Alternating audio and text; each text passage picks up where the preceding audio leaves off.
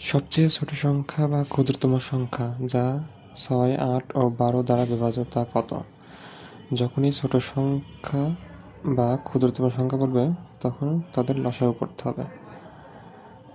তাহলে 6, 8, 12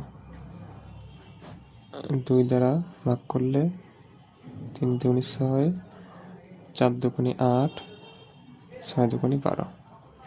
আবার 2 দিয়ে যাবে, 2 দুগুণে 4, 3 দুগুণে 6।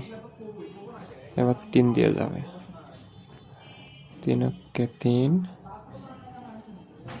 3 অক্ষে 3।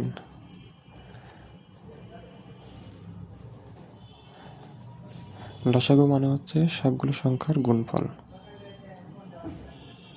2 ইন্টু 2 ইন্টু 3 ইন্টু 2। 1 লিখলাম না, কারণ 1 দিয়ে গুণ করলে যা তাই হবে।